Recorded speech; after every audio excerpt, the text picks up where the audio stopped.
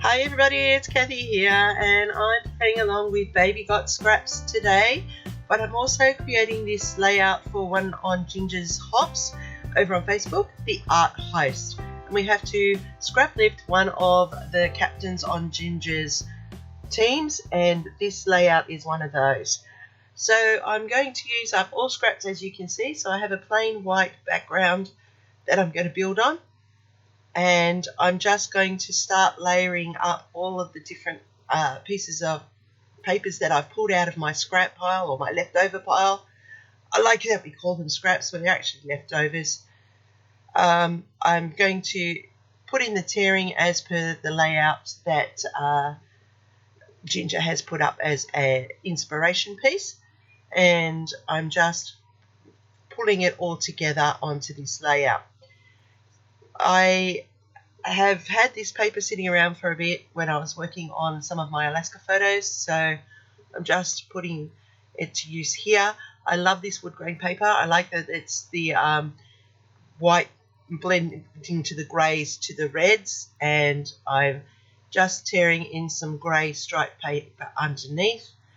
Using your nail is a great way of roughing up the edges or distressing the paper edges. Paper tearing is always a great effect on the layout.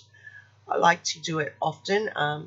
Sometimes I keep them clean edges, and sometimes I like to tear and distress, which adds another element of detail or an element of interest to your layout.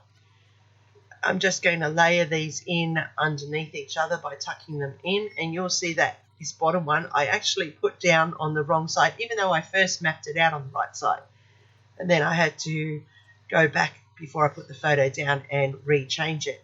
And that's the beauty of using the double-sided tape. Until I actually press it right down hard, I can actually lift it and manipulate it. And I don't usually tend to press it down into full place until I'm happy with the layout. So I'm just putting a bit of an extra strip here because I know that this is longer than the 12 by 12 and I'm going to have to trim it down.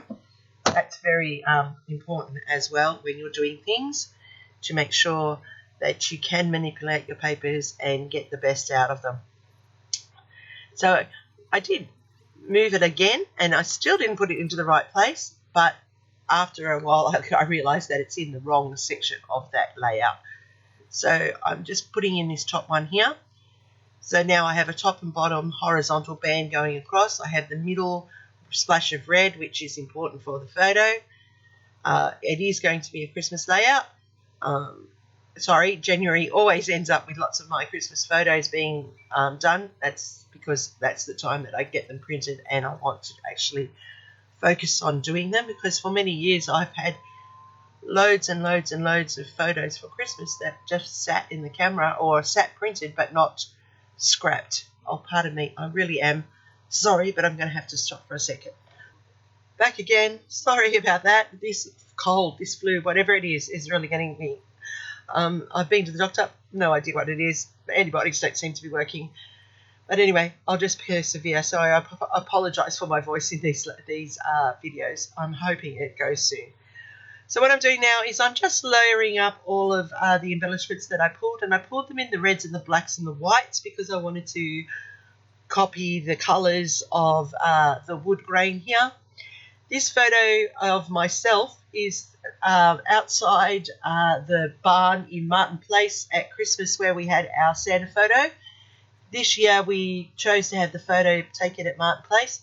They had this barn set up, and it was like Santa's workshop barn. It was really cool. It was something different. I always look for a different place for our family photos.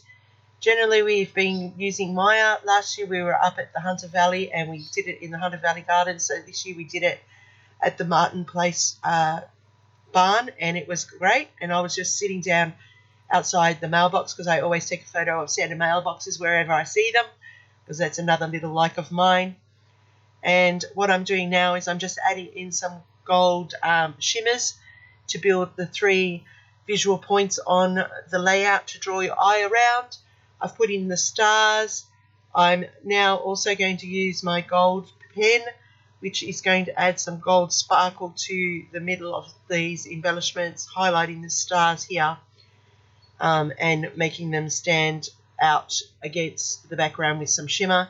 Hard to see in the video, but in real life they do have a little bit of a shimmer to them, and that's adding that Christmas magic to the layout. To me, it is the most wonderful time of the year. Everybody who knows me knows I love Christmas, and I'm on the countdown for it. I have always loved Christmas. It's not a new thing as I've gotten older. It is something that I've always loved. And it's a bit of a running joke at work about how quickly before I can start wearing my Christmas shirts to school and so forth. So there's my layout. It's a quick and simple one today. That's what scrap lifts are meant to be. They're meant to inspire. They're meant to get you thinking creatively and quickly. I've put my little journaling there in the tag, and this is how it's come together. Now, please feel free to scrap lift anything I put up. I'm more than happy for you to do that.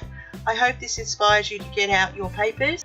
Think creatively with those leftover scraps. You love them once, use them again.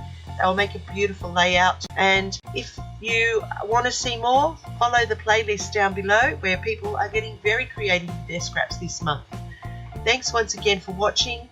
Hopefully I'm better soon. I'm also playing along with Jumpstart Boogie Bash in Bash Your Stash on Facebook, and I'll put the links down below. Thanks for watching. Happy scrapping. Till next time. And here's my next video for you.